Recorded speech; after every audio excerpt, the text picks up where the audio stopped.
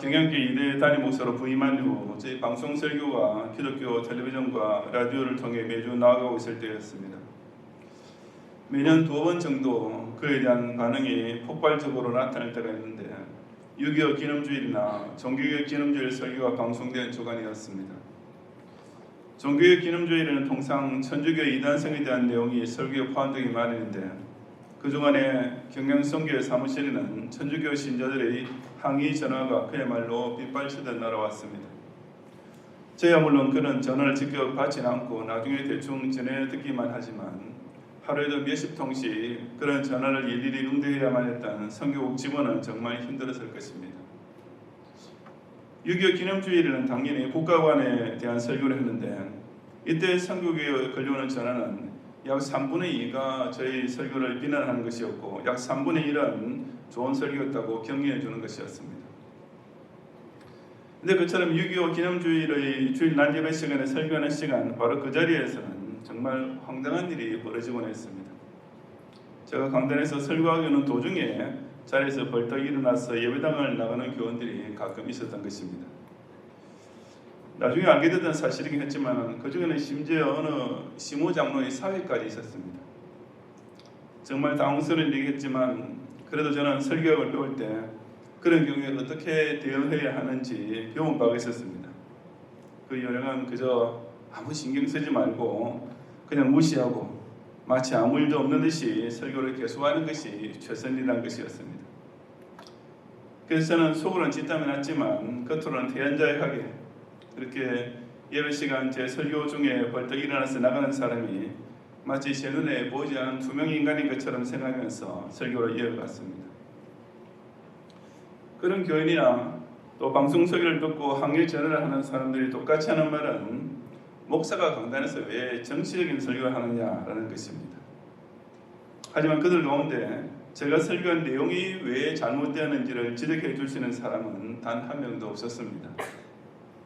왜냐하면 그들은 저희 국가관에 대해 합리적으로 비판하거나 반박할 말은 한마디도 찾을 수 없었는데도 그들 맹목적으로 좌파 정치인을 추종하는 사람들이었기 때문입니다. 제가 오늘 밤 설교 서두에 이런 말 한 이유는 이 시간에도 혹시 그런 사람이 있을지 몰라서입니다. 만약 있다면 제가 좀 전에 말씀드렸듯이 저는 아무 신경 쓰지 않을 테니까 그분도 그냥 조용히 나가주시기만 하면 됩니다. 그런 사람은 저와 단지 정치관만 다른 것이 아니고 분명히 신앙관도 다를 것이 분명하니 굳이 이런 자리에서 소론을 피우고 말싸움을 할 필요가 무엇이 있겠습니까? 그냥 각자 미는 대로 살 도리밖에 없는 것입니다. 하지만 제가 꼭 말씀드리고 싶은 사실은 제 6.25 기념주일 설교나 오늘 밤의 설교나 다 절대로 정치적 설교가 아니라는 사실입니다. 저는 어디까지나 참된 기독 신자라면 당연히 같이 공감하고 공유해야 할 바른 국가관에 대해서 성경이 가르치는 대로 설교할 뿐인 것입니다. 사사시대를 지내는 동안 이스라엘은 주변 이방민족에 있어서 그야말로 만만하게 짝이 없는 상대로서 정말 그들의 밥이고 동네 북과 같았습니다. 그들은 걸핏하면 이스라엘의 외곽 지역에는 지파를 침략하여 소중한 추수 양식을 비롯하여 온갖 재물을 약탈해 갔으며 그럼에도 불구하고 왕이 없고 사람마다 각각 자기 소견에 오른 대로 행하던 무정부 상태의 이스라엘은 속수무책으로 당할 수밖에 없었습니다. 그런데 그처럼 얻어맞기만 하던 이스라엘이 갑자기 주먹을 불끈 쥐고 일어났을 뿐 아니라 오히려 상대를 때려 누이기까지 하는 이변을 일으킵니다. 바로 이스라엘 첫 왕으로 기름 부음 받은 사울의 리더십 덕분에 이스라엘은 정말 오랜만에 통쾌한 승리를 맛보게 되었던 것입니다. 그리고 선지자 사무엘은 그 상승무드를 놓치지 않고 모든 이스라엘 백성을 길갈에 모아서 우리가 나라를 새롭게 하자라고 새 조국 건설을 위한 전환기로 만들었습니다. 우리 대한민국은 휴전 이후에도 북한 공산독재로부터 연거푸 무력 도발을 당해왔습니다. 민간의 항공기 납치, 대통령을 비롯한 정부 요인 암살 시도, 무장국민 난파를 비롯하여 금강산 관광객 사살, 1차 및 2차 연평해전 도발, 연평도 포격, 천안함 폭침 등등 이루 다 세기도 어려울 정도입니다. 게다가 서울 불바다 정도는 너무 약하다고 생각했는지 이제는 아예 대놓고 핵폭탄을 떨어뜨리겠다고 위협하면서 연일 미사일을 날리고 있는 것입니다. 자식이 밖에 나가서 매일 누구에게 얻어맞고 들어와도 답답하고 분통 터질 일 아닙니까? 하지만 북한 독재자가 이처럼 우리를 만만한 상대로 깔보고 그렇다면 그의 선전포고나 다름없는 도발을 일으켜봐도 이 대한민국은 계속 당하기만 하는 약골이요, 우리나라 국민은 오히려 북한을 자극하면 안 된다라고 벌벌 떠는 겁쟁이로 변해가고 있는 실정입니다. 도대체 이런 창피하고 무리한 꼴을 언제까지 계속하겠다는 것입니까? 우리 대한민국이 모든 면에서 더 발전하고 전 민족이 함께 우리나라 만세를 외칠 수 있게 되기를 진정 원한다면 북한 공산 독재자 따위에게 이렇게 농락당하는 처지부터 속히 벗어나야 하지 않겠습니까? 이 시간 저는 저 악한 공산 독재자의 도발 앞에 당하기만 하는 약골처럼 되고 있는 조국 대한민국을 과연 어떻게 함부로 넘볼 수 없는 당당한 나라로 새롭게 세울 수 있을지를 주신 본문을 통해 함께 상고해 보고자 합니다. 첫째로 대한민국 국민은 원수의 위협 앞에 드는 대신 하나님만을 더욱 두려워하는 백성이 되어야 합니다. 1절부터 8절까지 우리 한 목소리로 봉독하겠습니다. 암몬 사람 나하스가 올라와서 길라 야베스에 맞서 진침해 야베스 모든 사람들이 나하스에게 이르되 우리와 언약하자 그리하면 우리가 너를 섬기리라 하니 암몬 사람 나하스가 그들에게 이르되 내가 너희 오른 눈을 다 빼야 너희와 언약하리라. 내가 온 이스라엘을 이같이 모욕하리라. 야베스 장로들이 그에게 이르되 우리에게 이래 동안 만민을 주어 우리가 이스라엘 온 지역에 전령들을 보내게 하라. 만일 우리를 구원할 자가 없으면 내게 나아가리라 하니라. 이에 전령들이 사울이 사는 기브에 이르러 이 말을 백성에게 전하며 모든 백성이 소리 높여 울더니 마침 사울이 밭에서 소를 몰고 오다가 이르되 백성이 무슨 일로 우느냐 하니 그들이 야베스 사람의 말을 전하니라. 사울이 이 말을 들을 때 하나님의 영에게 크게 감동되며 그의 노가 크게 일어나 한결이 소를 잡아 각을 뜨고 전령들의 손으로 그것을 이스라엘 모든 지역에 두루 보내 이르되 누구든지 나와서 사울과 사무엘을 따르지 아니하면 그의 소들도 이와 같이 하리라 하였더니 여호와의 두려움이 백성의 임함에 그들이 한 사람같이 나온지라. 사울이 메섹에서 그들의 수를 세어보니 이스라엘 여신이 30만 명이요 유다 사람이 3만 명이더라. 아멘. 암몬은 이스라엘 동쪽에 살던 이방 민족으로서 서쪽에 있던 블레셋과 함께 수시로 이스라엘을 좌우에서 핍박하고 있었습니다. 그 암몬 왕 나하스가 이스라엘을 또다시 침공해 왔는데 당시 요단강 동쪽 경계 부근에 위치하고 있는 성읍 길랏 야베스가 제일 먼저 당하게 되었습니다. 그야말로 속수무책이었던 야베스 사람들은 암몬 왕에게 우리와 조약을 맺으시면 우리가 당신을 섬기겠습니다 라고 일종의 조건부 항복을 제의했습니다. 하지만 나하스는 내가 너희 모두의 오른쪽 눈을 다 빼버리고 나서 너희와 조약이 오고 맺겠다라고 위협하면서 무조건 항복을 요구해 왔습니다. 더욱 난감해진 야베스 사람들은 우리에게 7일간 시간을 주면 이스라엘 다른 모든 지파 사람에게 연락해보고 그래도 아무 도리가 없으면 두 손 들고 당신한테 나가겠습니다 라고 사정했습니다. 암몬 왕 나하스는 그들에게 7일의 여유를 주더라도 이스라엘 다른 지파로부터 아무런 군사적 도움을 얻을 수 없을 것이라고 확신했던 까닭에 그 요구를 수락했습니다. 그래서 야베스 전령들이 기브아로 와서 그 소식을 전해주게 되는데 이스라엘 백성은 그 소식을 듣자마자 모두가 당장 울음바다에 빠졌습니다. 나라가 외적의 침략을 당했는데도 무슨 국가적인 대책을 세운다든지 전쟁 준비를 한다든지 할 엄두를 내지 않고 그저 대성통곡만 했던 것입니다. 그야말로 암몬 왕 나하스가 예상했던 그대로였습니다. 그때 사울이 밭에서 소를 몰고 오면서 그 자리를 지나가다가 그 소식을 듣게 되자 다른 백성과는 판이하게 다른 반응을 보였습니다. 그는 즉시 하나님의 영에게 크게 감동되는 즉 성령께서 밀어붙이는 강력한 충동을 받았는데 그것은 그의 노가 크게 일어난 것, 즉 의로운 분노가 솟구쳐 오른 것으로 이어졌습니다. 사람이 의분을 느낄 줄 알아야만 하는 것은 그래야만 악한 일에 대항할 큰 힘과 단호한 결단력을 발휘할 수 있기 때문입니다. 그리고 사울은 그처럼 울기만 하고 앉아있는 약한 백성을 정신 번쩍 들게 하기 위해 일종의 의약 처방을 했습니다. 자기가 몰고 오던 한결의 소, 즉 소 2마리를 그 자리에서 죽이고 토막을 이어 이스라엘 다른 모든 지파에 보내면서 누구든지 나를 따라 출전하지 아니하면 그 사람 집의 소도 이 모양 이 꼴이 되도록 해주겠다라고 으름장을 놓았던 것입니다. 이 기상천외의 소집 영장을 받았던 백성이 어떻게 반응했습니까? 여호와의 두려움이 백성에게 임하매 그들이 한 사람같이 나온지라고 했습니다. 그들은 조금 전까지만 해도 암몬 사람을 겁내는 두려움에만 사로잡고 있던 울보이오 겁쟁이들이었습니다. 하지만 사울왕이 그런 이스라엘 백성에게 그보다 더 겁나는 두려움, 즉 하나님을 두려워하는 경외심을 일깨워주자 그들은 당장 사람이 싹 바뀌어 일사각으로 전투대회에 모여들게 되었고 이스라엘은 순식간에 33만 명의 병력을 갖추게 된 것이었습니다. 우리나라 국민은 이처럼 북한 독재자 위협에 떠는 대신 사신 하나님을 두려워하는 경외의 신앙으로 하나가 되어 저 조국의 주적을 대항하여 싸우고자 하는 전의를 불태워야 합니다. 북한의 연평도 포격 사건이 발생했을 때 부산의 어느 지하철역에서 이모 씨와 박모 씨 사이에 시비가 붙었습니다. 탈북자인 이 씨가 남한 사람들이 북한에게 매번 쌀만 퍼주고 너무 어리석다. 북한과 전쟁하면 반드시 남한이 이긴다 라고 말하자 박 씨가 북한과 전쟁하면 모두 죽는다 라고 반박하면서 이 씨를 간첩이라고 비난했습니다.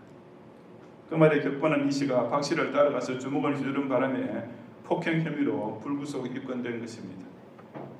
물론 그 탈북자가 폭행을 가한 것은 정말 잘못한 일입니다. 하지만 진짜 간첩 같은 소리 하는 사람이 북한 공산주의 사회를 싫어해서 탈북한 사람을 두고 간첩이라고 비우는 바람에 그만 그 울분이 폭발했을 것입니다. 전쟁 나면 다 죽는다.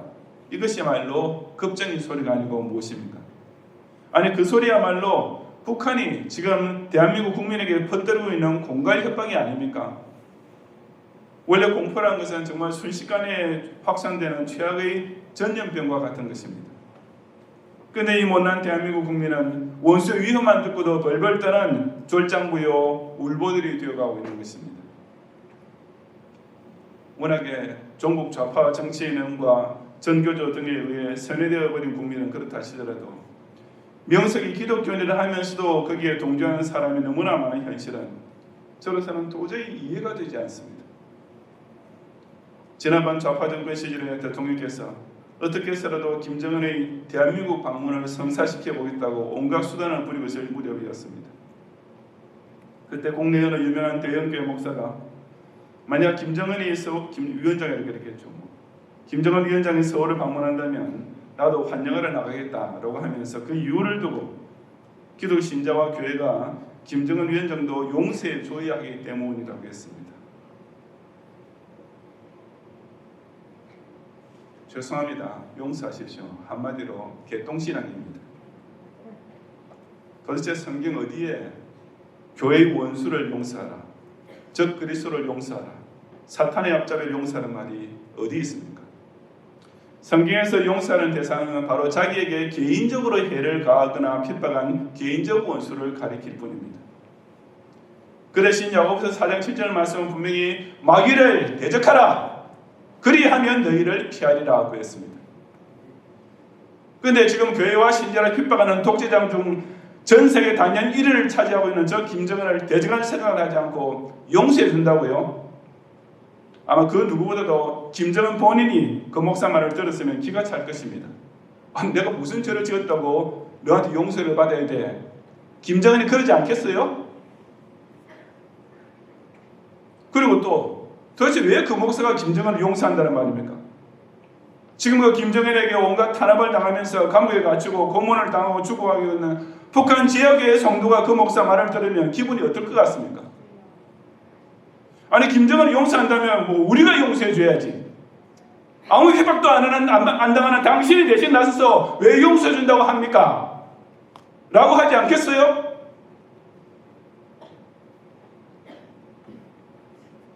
북한 지역의 성도들이 지금 대한민국에서 김정은에게 야구하고 그 독재 정권 연장을 위해 도와주지 못해서 안달하고 있는 종북 좌파 정치인에게 표를 던져주고 있는 기독교인을 향해서도 그와 똑같은 심정을 가지고 있을 것입니다.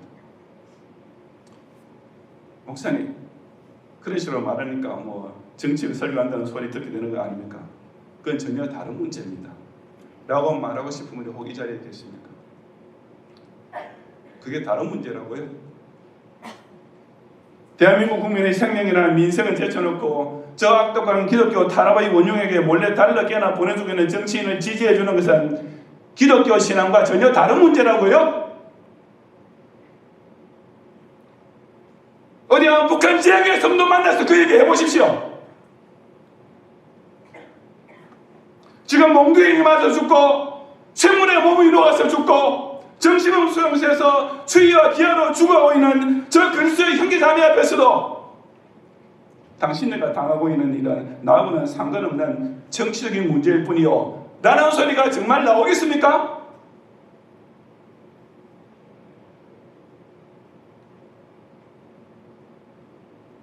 우리 대한민국 국민이 도대체 뭐가 약하고 모자라서 저 북한 공산 독재를 겁내는 것입니까? 군사력, 경제력, 국민의 애국심, 세계적인 우방 지원 등 무엇을 보더라도 우리 대한민국이 압도적으로 우세하지 않습니까? 무엇보다 우리나라에는 하나님을 경외하는 교회와 신자들이 조국과 민족을 위해 새벽마다 기도를 드리고 있습니다. 그렇다면 우리는 그야말로 33만이 아니라 천군만마를 세울 수 있는 나라가 아니겠습니까? 원수의 위협 앞에 떨기만 하는 울보와 졸장부에게는 끝내 패배자와 종이 될 일밖에 남아있지 않지만 하나님을 두려워할 줄 아는 백성만은 담대한 용기뿐 아니라 끝내 마귀를 능이길 수 있는 강한 힘까지 발휘할 수 있는 것을 꼭 명심하는 성도가 되시기를 바랍니다. 둘째로 대한민국 위정자는 정치적 불량배의 비난에 끼이지 말고 국가 안보를 위한 강한 리더십을 발휘해야 합니다. 본문 9절 이하 15절까지 함께 봉독하겠습니다. 무리가 와 있는 전령들에게 이르되 너희는 길라 야베스 사람에게 이같이 이르기를 내일 해가 떠올 때 너희가 구원을 받으리라 하라. 전령들이 돌아가서 야베스 사람들에게 전하며 그들이 기뻐하니라. 야베스 사람들이 이에 이르되 우리가 내일 너희에게 나아가리니 너희 생각에 좋을 대로 우리에게 다 행하라 하니라. 이튿날 사울이 백성을 3조로 나누고 새벽에 적진 한가운데로 들어가서 날이 더울 때까지 아몬 사람들을 치며 남은 자가 다 흩어져서 둘도 함께한 자가 없었더라. 백성이 사무엘에게 이르되 사울이 어찌 우리를 다스리겠느냐 한 자가 누구니까 그들을 끌어내소서 우리가 죽이겠나이다. 사울이 이르되 이 날에는 사람을 죽이지 못하리니 여호와께서 오늘 이스라엘 중에 구원을 베푸셨음이니라. 사무엘이 백성에 이르되 오라 우리가 길갈로 가서 나라를 새롭게 하자. 모든 백성이 길갈로 가서 거기서 여호와 앞에서 사울을 왕으로 삼고 길갈에서 여호와 앞에 화목제를 드리고 사울과 이스라엘 모든 사람이 거기서 크게 기뻐하니라.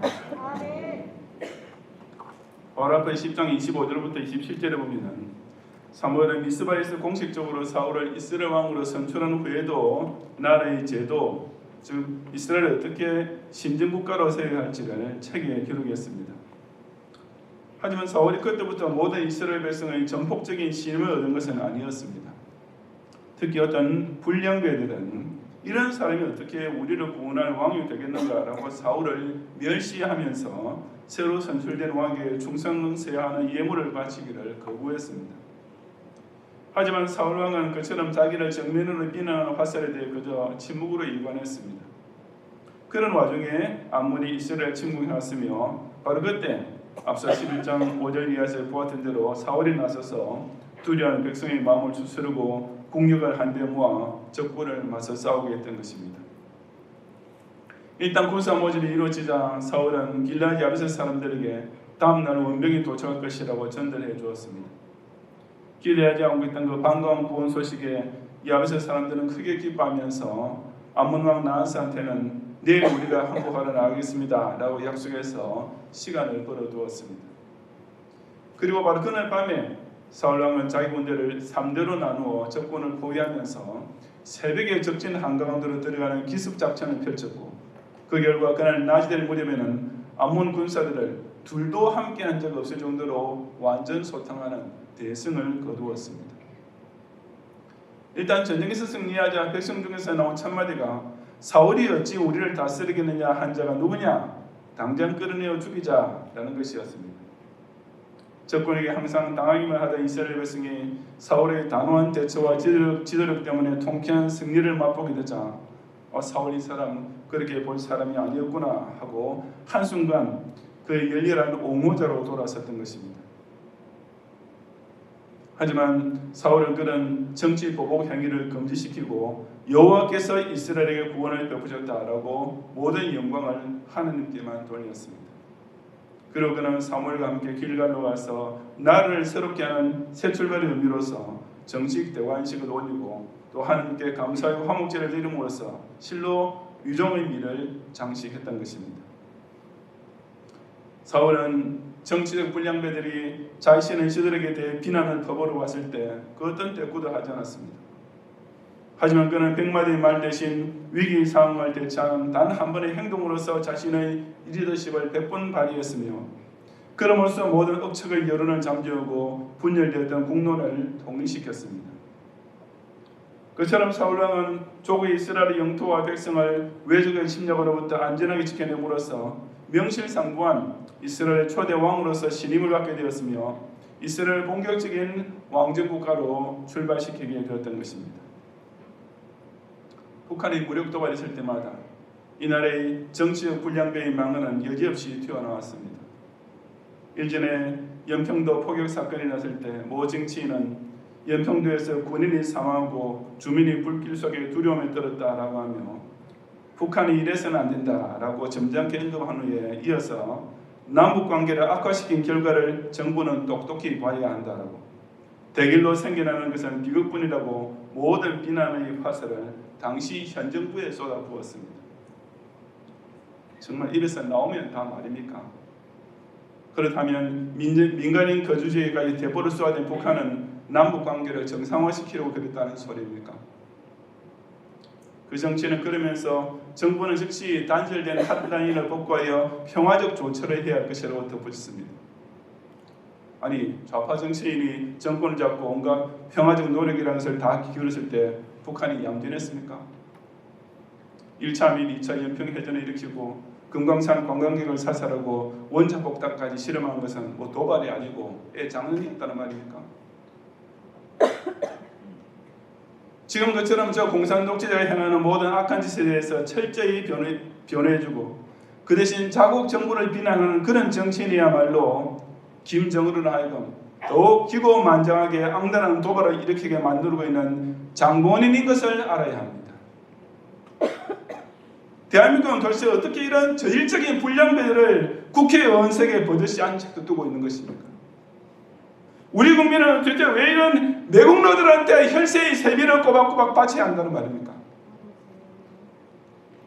최근에 우리나라의 야당 정치인은 북한의 핵폭탄 위협에 대해 선제 타격 능력을 갖추겠다는 현 대통령의 발언을 두고 전쟁과의 소리라고 비난했습니다. 참 기똥찬 소리입니다. 그 정당은 우리 국민의 세금으로 지어놓았던 남북연락소를 북한 측에서 폭파해버렸을 때는 끝까지 대화로 풀어나가자고 저자수로 기면서 나갔던 무리입니다. 그 당의 전 대통령은 북한의 김여정인가 뭔가 하는 저는 도대체 그 여자가 북한에서 무슨 직책이 있는지도 몰라요.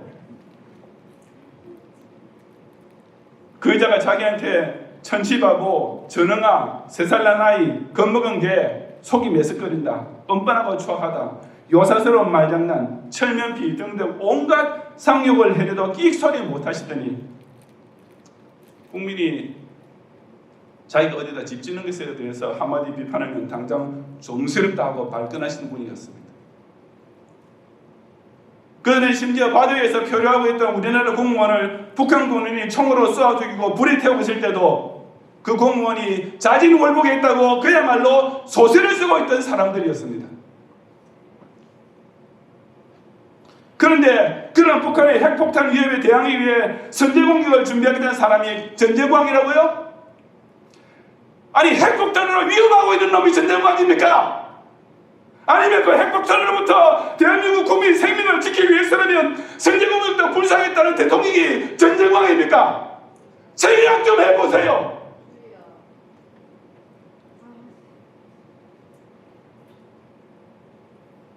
그게 간첩이 아니면, 그게 김정은의 졸기가 아니면 도대체 어떻게 입에서 나올 수 있는 소리라는 말입니까?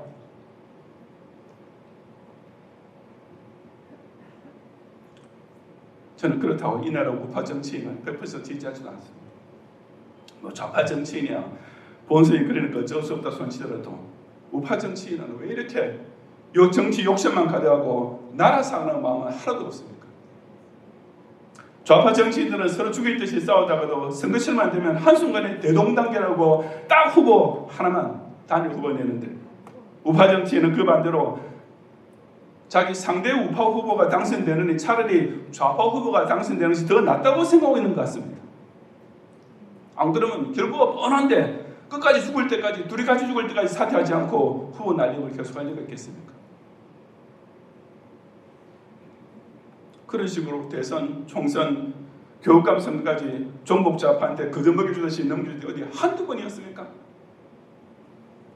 언젠가 누군가가 이 대한민국 정치인들에게 가장 결핍된 것이 애국심이라는 말을 들었습니다. 저는 정말 100% 공감했습니다. 정치인에 있어야 가장 기본적인 자세, 가장 기본적인 것이 바로 당연히 애국심이 되어야 마땅한데, 이 나라 정책에서는 나라 사랑할 줄 모르는 마음이 우파나 좌파나 그야말로 5500번인 것입니다. 저는 이명박 전 대통령 재임 시절에 당시 소위 중도 실용주의를 표방한 것에 대해서 크게 실망했던 사람입니다. 좌파가 이렇게 설치고 있으면 우파는 그것을 어떻게 견제해야 합쳐서 중도로 될 것 아니겠습니까? 그런데 지금 우리나라는 우파가 집권해도 그저 중도로만 나가고 있고, 그러니 전체적으로는 중도 좌파가 될 수밖에 없고, 좌파가 집권하면 우파는 아예 쪽도 못 쓰고 완전 좌파 독재 세상으로 전락하는 현실입니다. 정말지 하나님께서 우리 대한민국을 아직은 지극히 사랑해 주셔서 지난 대선에 0.7%라는 초미의 차이로 우파 대통령이 선출되었습니다.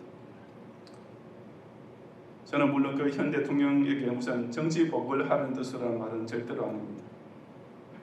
단지 이 대한민국의 국시 자체를 부인하고 우리 대한민국 국민의 안보를 위협하고 있는 이 정치 불량배들이 더 이상 날뛰지 못하도록 어디까지나 반공민주주의, 자유민주주의 법치를 좀 더 철저히 수행해달라는 바람일 뿐입니다. 조국 위정자들이 이런 매국적인 불량배 정치인들의 권모술수와 선동에 끌려다니지 말고 진정 국가 안보와 국민 복제를 위한 리더십을 책임있게 발휘할 수 있도록 더욱 간절히 기도하는 의인 시민 성도들이 되시기를 바랍니다. 아멘. 성도 여러분, 오래전에 서울 G20 정상회담 기간 중에 그래서 홍보하는 공익 광고 가운데 이상한 나라의 앨리스라는 동화를 패러디한 것이 나왔습니다. 예쁘장한 외국인 소녀가 한국에 대한 책을 읽으면서 우리나라가 처음 보는 아주머니도 이모라고 부르고 그 정도로 이웃끼리 다정하고 국가적인 경제 위기 중에도 서로 격려하고 협력하는 참 이상한 나라라고 생각한다는 내용이었습니다. 물론 그 광고에서 이상하다라는 말은 wonderful country, 경탄스럽다라는 뜻입니다. 실로 우리 대한민국은 경제뿐 아니라 예술, 스포츠 등등 각 분야에서 이미 세계 정상급에 도달해 있는 정말 놀라운 나라가 되었습니다. 하지만 딱 한 분야, 정치에서만큼은 아직까지 민주주의 초보 수준, 아니 옛날 조선시대 사색당파 수준에서 한 발짝도 나가지 못하고 있습니다. 그런 면에서 우리나라는 정말로 이상한, 원더풀이 아닌 리디큘러스하게 이상한, 정말 괴상하게 이상한 나라입니다. 천안함 격침 사태 이후에도 개성공단의 북측 관계자들은 우리나라 기업주들한테 개성공단은 절대로 폐쇄시키지 않을 테니 제발 나가지 말아달라고 사정을 했습니다. 북한의 한술 엿어서 연평도 포격 사건 바로 다음 날에도 금강산 관광 재개를 뻔뻔하게 요구하고 나섰습니다. 그런데도 좌파 정부는 그 두 곳을 자진 철거하기는커녕 그처럼 자국민을 총과 대포로 쏘아주긴 날아가서 돈을 벌였다고 한 것입니다. 정말 이상한 나라 아닙니까?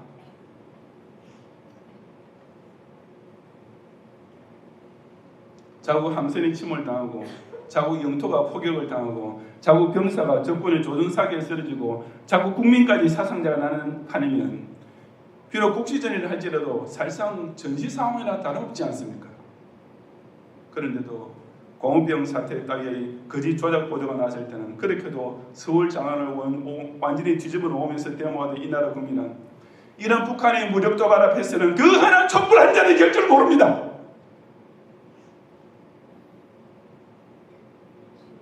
중앙미군이 작전 도중에 실수로 여중생 2명 죽게 될 때는 마치 미국을 상대로 전쟁이라도 불사하듯이 들고 일어났던 이 나라 국민이었는데, 대한민국 연안에서 불법 조업하던 중국 어선 선장이 우리나라의 해경을 칼로 찔러 죽였을 때는 다들 진짜로 전 대통령처럼 중국은 우리나라의 높은 산봉우리 같은 나라라고 생각하고 있는지 온 국민이 다들 유공무원이었습니다. 정말 어처구니 없게 이상한 나라 아닙니까? 아니, 기똥찬 나라입니다.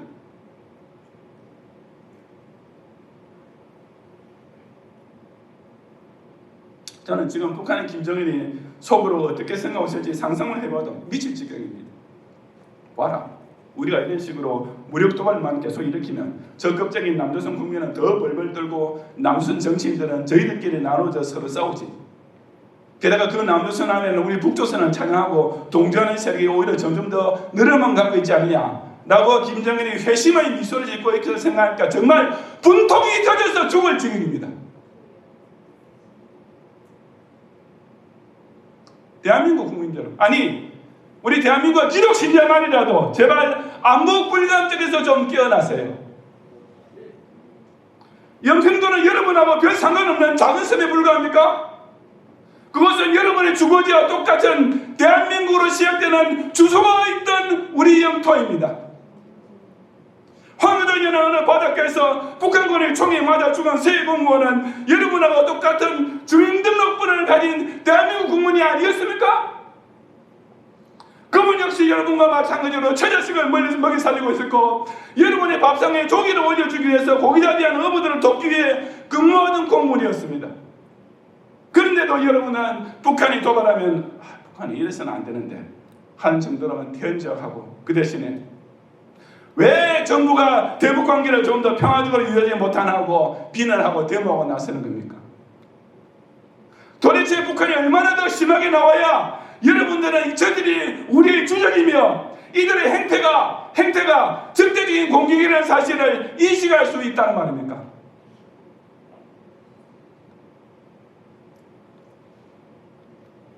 제가 고등학교 시절에 공부는 꽤 잘하지만 몸이 말라깽이였던 단짝이 하나 있었습니다.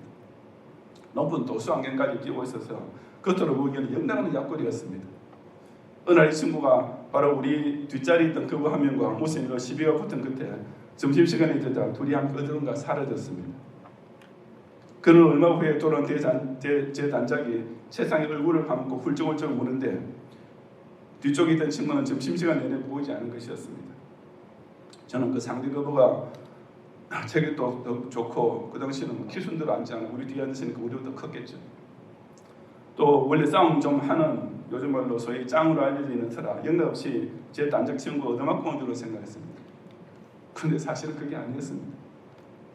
주먹질은 상대가 먼저 시작했지만 그것을 받아치고 더 때려준 것은 오히려 제 단짝이었는데, 알고 보니까 원래 권투를 좀 했고 또 무엇보다 그 포기하는 다니 깡이 아주 센 친구였던 것입니다. 그런데 또 천성은 착해서 자기가 그분을 때렸다고 그것이 마음이 아파서 그렇게 책상에 얼굴을 파묻고 울었던 겁니다. 우는 그날부터 제가 이 친구 그냥 결코 만만하게 볼 애가 아니구나 하고 다시 보게 된 것은 두말할 필요도 없습니다. 전두환 전 대통령은 제가 개인적으로 아주 싫어하는 사람입니다. 여러분, 우리나라의 언론들이 전두환은 대통령이라는 이름도 안 붙이고 전두환이라고 부르고 김정은은 깍듯이 위원장이라고 붙이는 거 보면 미친 지경입니다. 이 나라 어떻게 돼가고 있습니까?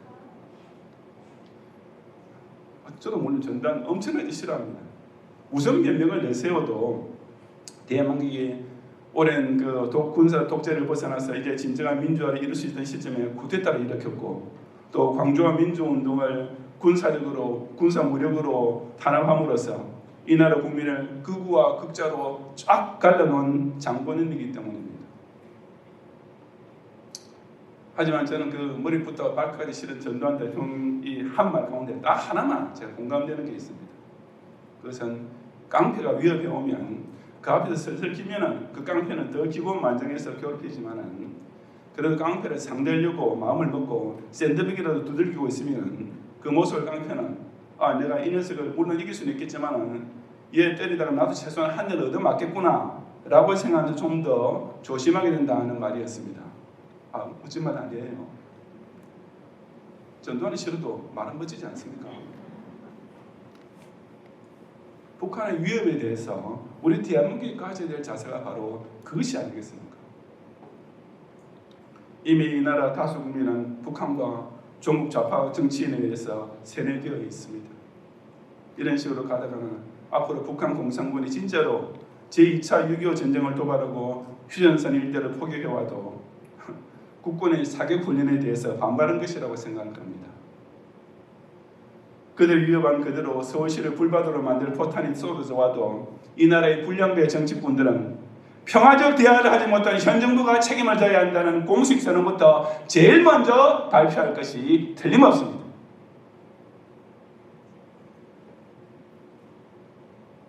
우리 대한민국이 이런 식으로 북한군의 공산군의 동네북이 되고 우리 5천만 국민이 독재자 김정은의 밥이 되었어야 하겠습니까? 정말이지 우리는 나라를 새롭게 해야 될 때를 맞이하고 있습니다. 그리고 그런 구국운동의 앞장에 설 사람은 바로 조국의 파수꾼인 교회와 민족을 위해서 기도하는 의인 시민 기독 신자가 되어야 하지 않겠습니까? 원수 암몬 족속을 두려워 말고 오직 하느님만을 경외함으로써 용기와 세임을 얻고 매국적인 불량배 정치인의 비난과 관계를 타파하고 오직 국가안보 리더십을 발휘하는 위정자들이 되도록 기도함으로써 우리의 소중한 조국 대한민국을 진정 새롭게 세우고 안전하게 지켜내는 성도가 되시기를 주님의 이름으로 축원합니다.